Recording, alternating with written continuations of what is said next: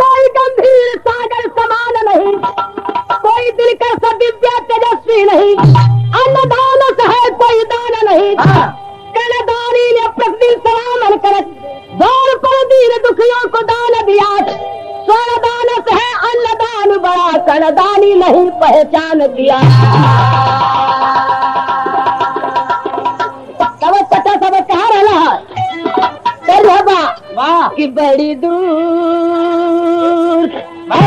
बड़ी दूर बड़ी दूर बड़ी दूर से चलकर आए हैं, तुम्हें जलवा दिखाना होगा। यह तर्ज लेकिन गाना का भावा और लाइन खास तौर से रोज तो पब्लिक के लिए ना, लेकिन आज खास तौर से बुल्लू भैया के लिए हो। क्या क्या जैसे माथा गर्म लगा था। इनके समझौता हो कि जब चाह जिगर में फूल की है बगिया को सजाना होगा। जब चाह जिगर में फूल की है बगिया को सजाना होगा। जब चाह जिगर में फूल की है बगिया को सजाना होगा। जब चाह जिगर में फूल की है बगिया को सजाना होगा। अरे कुछ खोकर डर है कि कुछ खोकर पाया जाता है, कुछ पाकर गवाना होगा। कुछ खोकर पाया जाता है, कुछ पाकर गवाना होगा। कुछ खोकर पाया जाता है, कुछ पाकर गवाना होगा। कुछ खोकर पाया जाता है, कुछ पाकर गवाना होगा। ए भैया तो जब कर्ण महाभारत में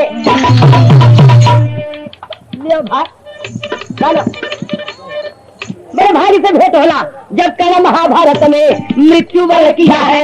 अरे मरते दम कृष्ण अर्जुन को सोना कर दिया है। दानी कर्ण तो स्वर्ग में सम्मान मिला है। रहने के लिए सोने का मकान मिला है। सोने का ही पलंग या सोने का ही बर्तन, सोने की थाली में मिला सोने का ही भोजन। कर्ण स्वर्ग में पहुंचा तो सोने का महल, सोने का पलंग, सोने का बिस्तर, सोने का थाली, सोने का गिलास। खाए का टाइम है बच्चा, सुना खाए का टाइम है। सोने के थरिया में थोड़ा सोना रख के अगर खाए बदे, और पानी की जगह सोने गिलास में थोड़ा सोना रख के अगर पिए बदे। सेवक से कहा कर्ण की जिज्ञासा जगी है, खाऊंगा कैसे सोना, हमें भूख लगी है। कर्ण सेवक से कहा करे सोने का महल ठीक, सोने का पलंग ठीक, सोने का बिस्तर ठीक, सोने का थाली ठीक, सोने गिलास ठीक, लेकिन खाए बदे भी सोना और पिए बदे भी सोना। सेवक ने कहा भोर में दरबार लगेगा, भगवान से पूछ लेना पता बाहर चलेगा।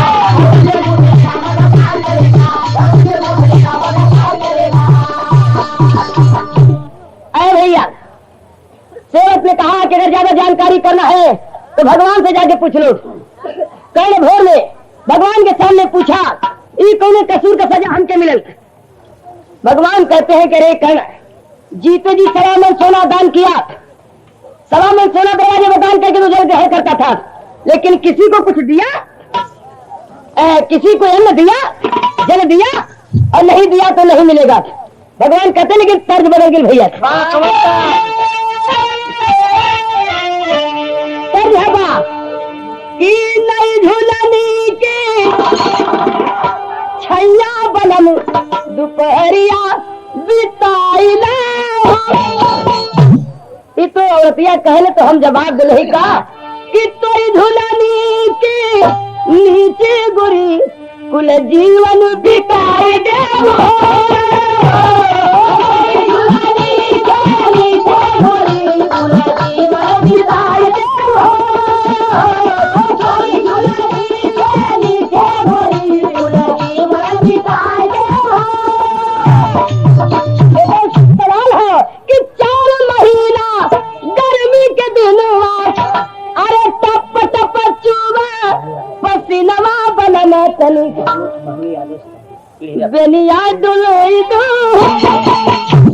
हमार कहना हो कि अरे का करी है गोरी गर्मी के दिन, अरे चोए न दे पसीना गोरी तो है शिमला घुमाए दे।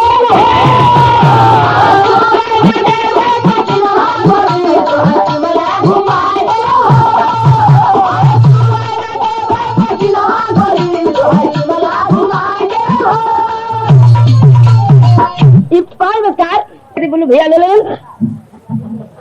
लेकिन धीरे धीरे शुरू भर बा, देखा कुछ काम बने को तो बनी जाए। और यार शानदार विराह का मुकाबला का ऐलान बा। चौने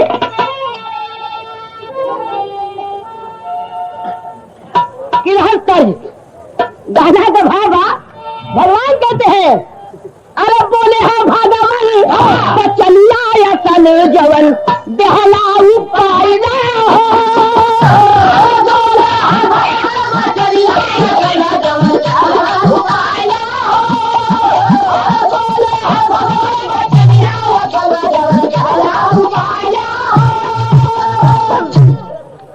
भैया बोले है भगवान बचनिया असल जवन दहलाऊ पाइला अरे कैलाश करण दान दनिया असल अब सुनवा तू खाइला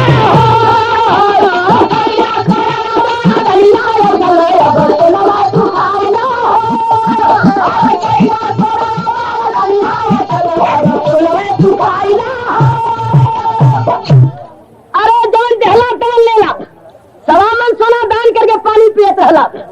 ए भैया आप अन्न कोई के दहलाना पानी कोई के दहलाना तो मिली कैसे? कल कहा कि तो ऐसे स्वर्ग में हमें नहीं रहना, हमें भेज दीजिए धरती पर, जाऊंगा या मैं दान करूंगा तब आऊंगा। भगवान कहे कि एक बार नहीं 4 बार 10 बार जाओ, लेकिन हमें तभी मिलेगा जब ये दान करके आओगे। कल आया धरती पर, लेकिन पुनर्जन्म हुआ तो कैसे हुआ और कहाँ हुआ?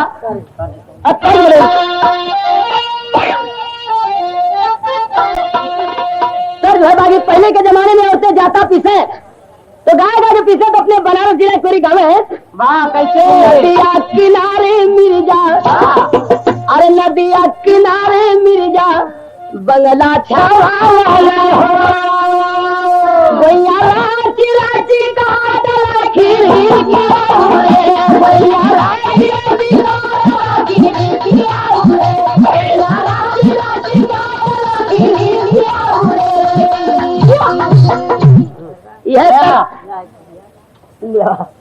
लेकिन इस 5 बच्चे में वही कहते नहीं उसका भी है कड़ेर का भी है। कैसे कैसे हो? पूरब के कुल कमुए कड़ेर जैसे कि लौरिया बड़की बड़की कड़ेर की होले। हाँ वैसे वैसे वो धुनियो हो जाले। वो का कहे कि मोरे पीछा मोरे पीछा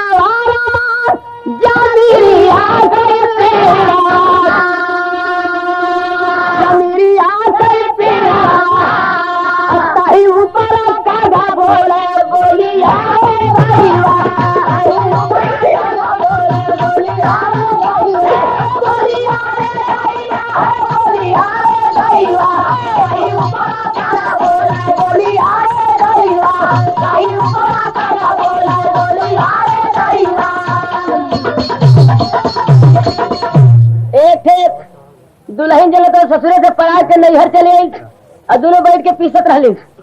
तो कहे कि कैसे उदासन है? तो कहत बा का कैसा रहा?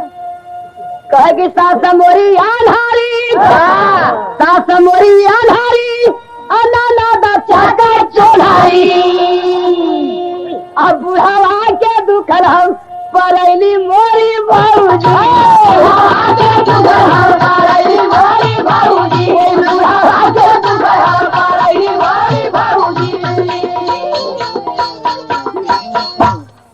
कि बोला है कराना दे दो फिर से जाना फिर से जाना अचाई के करा बयान दाना भागवल जनमा कराना जाके गुजरात देता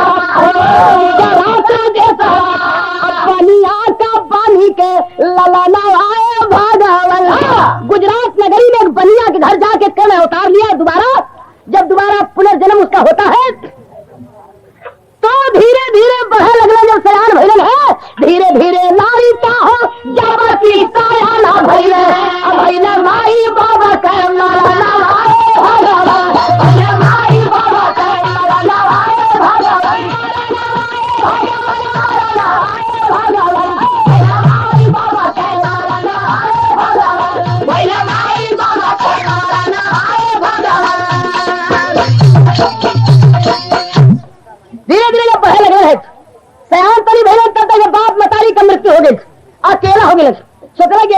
में भक्ति करे, लेकिन अब तो अकेले हो गई। तो 5 पड़ोस वाले बड़ी मदद के 5 पड़ोस वाले काम मदद के कि अकेले समझ के उनका ब्याह करा दे।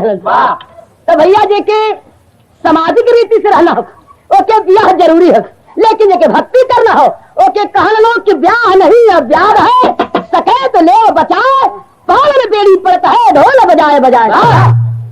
ब्याह में जब फंसाओ गए फंदा में, वहां का भाव कभी दिलन।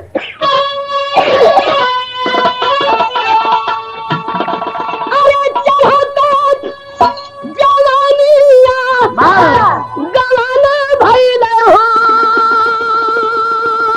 हो आईली घराना में दूल्ही मिलन भइल हो आईली घराना दूल्ही मिलन भइल हो आईली घराना दूल्ही मिलन भइल हो। शादी भइल, सिलसिलेवार बात होगी, शादी भइल तब का भइल दुल्हन आई घरे, जब दुल्हन आई तब का भइल कि लारा जी के बरस में सवाना हाय लारा जी के बरस में सवाना। अब सावन बरसल तब का भया कि गोदिया में पैदा भइल एक ठे लड़का पैदा भइल। अरे पुत्र देखो पुलकित नयन भइल हो, अरे नयन भइल हो आईली घर में दुल्ही मिलन भइल हो आईली घर में दुल्ही मिलन भइल हो आईली घर में दुल्ही मिलन भइल हो। ये ₹2 पुरस्कार फिर जब दुल्हनिया से कहन की प्रिय हमारी इच्छा हो कि गृहस्थी गाड़ी अपने जगह पहुंच गई और अब हमके कुछ भक्ति करेंगे पड़ी, लेकिन तर्ज बदल गई मास्टर। चलिए जरा और तुझे उसका के तर्ज है बा कि झूलनी में गोरी लागा हमारे जियो यह तर्ज, लेकिन वो कहता कि भगती में गोरी लागा हमारे जिया भगती में गोरी लागा हमारे जिया भगती में गोरी लागा हमारे जिया। भगती हो या कैसे हो कि एक साधु के रोज भोजन करैबे, अरे टूटे ना नहीं आके धागा हमारे जिया। इच्छा के एक साधु के खिया के तब खा कहने की जैसा इच्छा हो ओके पूरा कर ला, अपने आत्मा के शांति कर ला। अरे जलाता मन मंदिर में दिया ना सोने का दानी फिर बनाया न का दाता। तो पहले जन्म में 1.25 मन सोना दान करके पानी पियत रहलन, यह जन्म में पे कैलन कि एक साधु को खिया के तब खा। जब सिलसिला चला तो एक दिन की है शिक्षा भगवान की इच्छा, लूंगा भक्त की परीक्षा लहराए दिया। अरे भक्त प्रेमी मन भाया घर भोजन बनाया, कोई साधु नहीं आएगा तो खा लिया। एक रोज खाना बनवा के तैयार किया, कोई साधु मिलवे ना कर। तीसरे पर हो चल तो बिना संत को खिला कैसे भोजन करेगा, घर से चले घबराए बेकलाए दिया। घरे से चलन ए भैया साधु खोजे, कुछ दूर गिरे गुफा में, एक गुफा में है आए एक कोई कंठ पाए, भोजन हेतु फरम आए प्रेमलाए दिया। एक गुफा में जाके देखने कि बुढ़ा साधु जटा बढ़ा के पाँव फैला के बैठा सही से कोई चोर बात हाथ जो खड़ा मिले कि महाराज आप चल के हमारे घर भोजन के लेता तो हमारे प्राण रह जात। साधु बाबा कहे कि जाए अपन काम करा, साधु संत के खियावे की औकात चाहिए। कहे कि औकात तो नहीं है महाराज, लेकिन खाना बने भर करके खा लेता तो हमारी बात रह जाती। कहे कि तुम्हारी बात हमें रख दी, हमारी बात तू रख दा। तब कौन बात रखे करे सत्य करे साधु बाबा के। अरे हंस के साधु बाबा बोले सुनीला सरत हमार हो, पहले तुहारा दुल्ही न आवे पर तो हो श्रृंगार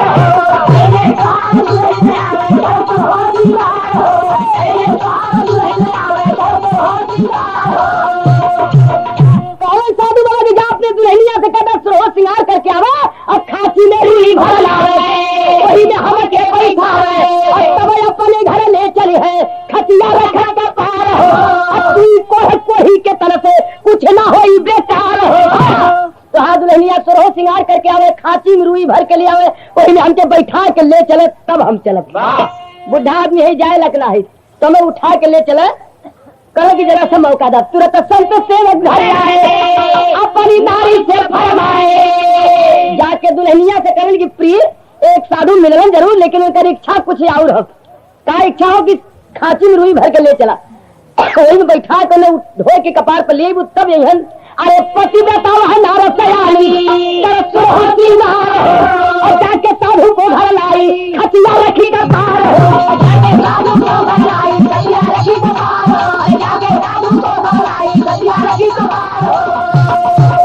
तुरंत सोहो सिंगार करके गई, खांची में रुई भर के वही में साधु को बैठा कपार पर धो के लिए लिया के आंगन में उतार के लीप पोत के बैठा के और भजन में गावे दूर पानी। लेकिन का गाओ भैया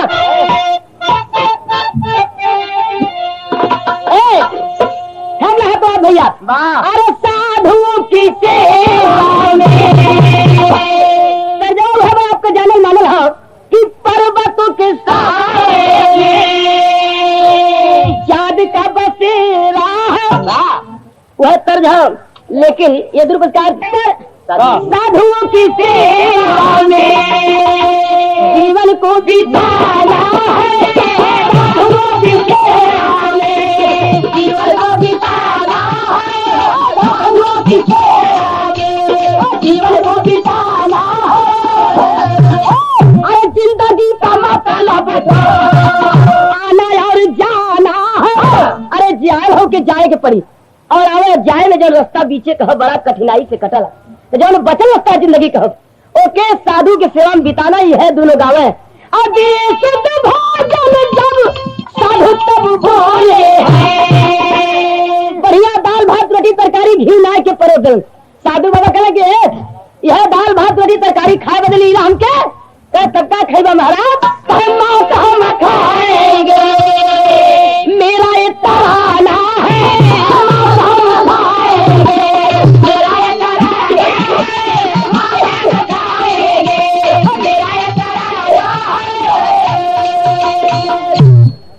और हम मांस खा कल इधर से मौकादार। अरे जो ना देखा मांस भर नया नवा भक्त प्रेमी हो और चले खरीदा साधु के करनवा भक्त प्रेमी हो, चले खरीदा साधु के करनवा भक्त प्रेमी हो, चले खरीदा साधु के करनवा भक्त प्रेमी हो। अरे लाए जब करे कमास साधु बोले गुस्सी आई हो कि खाऊंगा मानुष का मांस तेरे बेटे का भाई हो। अरे कहते बोले बेटा का दर्दनवा भक्त प्रेमी हो, अरे खरी में कूटा साथे जमाना भक्त प्रेमी हो। बकरा का मांस ले ले, साधु बाबा कहे कि बकरा भेड़ा का मांस न खा। कह तब का खेगा महाराज मांस कला मांस ले ली। कहे कि अरे हमके मनुष्य का मांस चाहिए और मनुष्य जी के चाहत कोई आदमी के मछलियों न खा। कहे कौन मनुष्य चाहत है तो के कहे अपने बेटवा गर्दन काट के वो खली में कूट के हमारे सामने परोस दा तब हमें हार तरफ। और एक बात याद है कि मंगल गीत गाते कुटुंब आंसू न गिरने पाए हो, वरना हम खाएंगे नहीं, तुम झूठे मुझे बुलाए हो। अरे तुम बुलाए बेटा के समनवा भक्त प्रेमी हो और कहले साधु बाबा के भक्त प्रेमी हो।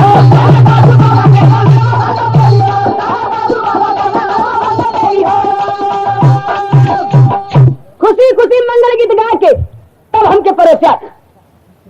तुरंत बेटे को बुलाकर कहते हैं भक्त कि बेटा तू जाने लगे मैं एक साधु को खिया खाई, लेकिन आज जब साधु आए उनका इच्छा हो कि अपने बेटवा गर्दन काट के थाली में परोस दा और खली में कूट के। तो बोला मोहन पुत्र पिता से तो बात मुस्का के सोच करिए साधु सेवा मेरा शरीर लगा के जलाता मेरा मंदिर में दिया ना ऐसा का कोई भाग ना पाता। पिता के कर्मों का संस्कार बेटे पर होता है।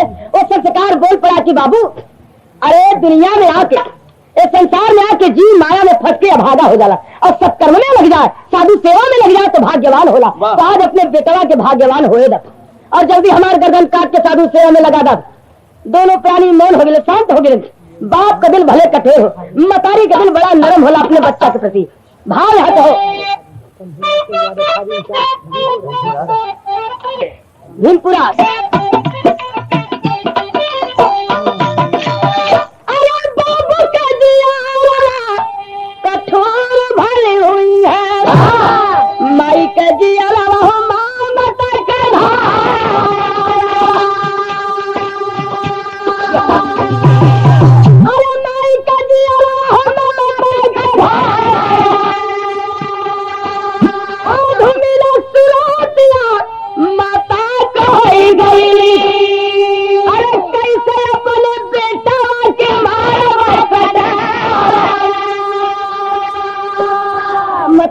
सोचत हो कि आज जौन क्रिया करे के हो एक क्रिया के जरूरी है पूरा करना, लेकिन कैसे करब यह सोचत हो।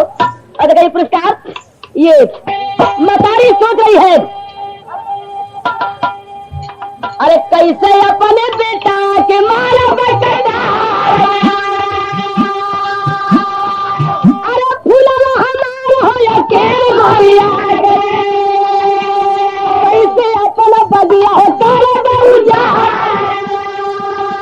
अपने बेटा का सिर लेके गोरिया लगे, अरे बुढ़ावा पिलाई कहीं प्यार बना, अपने बेटा का सिर हाथ से संभाली, कैसे वही सिर पर मारा मुसरा के मारा। सोच रही है माँ कि कैसे इस कर्तव्य को निभाऊंगी, तब तक बेटा बोल पड़ा कि माँ बड़ी देर हो रही है, और देर हुई तो बड़ा घाटा लग गई। अरे पूना मोहन बेटा माता का माता मेरिया, बाबूजी का बेटा हो जाए बेटा, अरे ममता का डोरिया हटावा मोरे जननी, वरना साधु रूठ गई है आई के दुआ। पहला घाटा की बाबूजी का व्रत खंड हो गई, दूसरा घाटा की साधु द्वारे से नाराज होकर चली है, और तीसरा घाटा कि बिरथा जन्म होई हो हमारी, अरे लोग संत सेवा चला हो के तैयार, बजार करे जवा माई हो कई है बेटा कसी है दुनिया उतार, और मंगल गीत गाते सिर हो खरी में फूटे, साधु आगे रखा दिए लाई के यहाँ, अरे बोले साधु बाबा हमें कैली भजनिया, हम क्या पहुँचावे दुल्हन तुहार,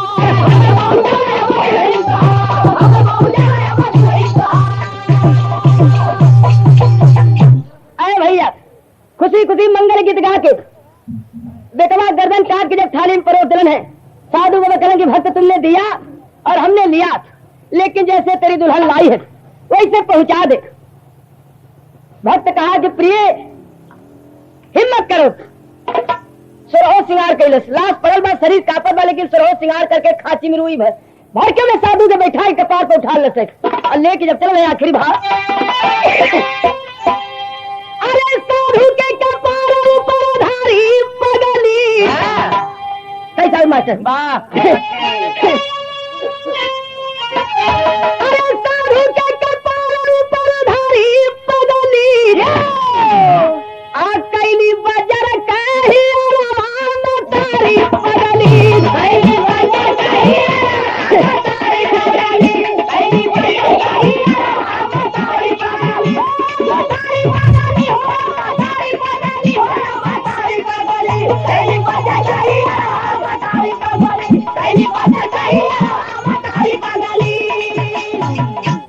चले संत सेवक भी साथ नारी को धीर बढ़ाए, प्रभु जब अपने दर पर आए, चमके भगवान का चेहरा तारी पगली, गुफा में ले जाके जब खांसी कपार से उतारे तो खांसी से चमक निकल की देखत रह गए, और भगवान के बगल में बेटा खड़ा है, बेटे के चेहरे पर बैराग चमक रही के देखने के लायक है, और प्रभु के बगल में खा रहा मोहन बेटा हरसाई, गिरे चलो भगवान के तीनों गाय तुरंत लपटाई, चमक किस्मत के सीताराम तारी पगली, तीनों निपट गए भगवान के चरण से।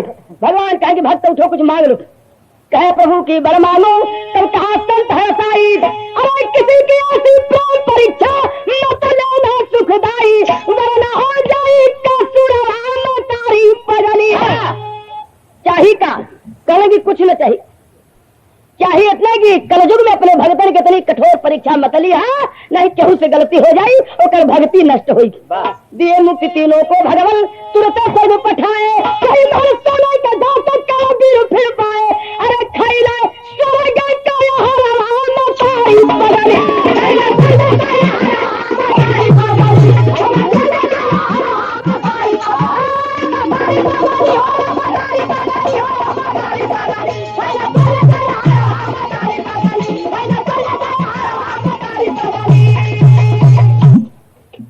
हरि कथा अनंता गुगल से गाई, राम बत्तर कहता चंद्रिका कवि सिर नाई, जलाता मन मंदिर में दिया ना, राम जब चल रहा संसार बढ़ाई जाता, जलाता मन मंदिर में दिया ना।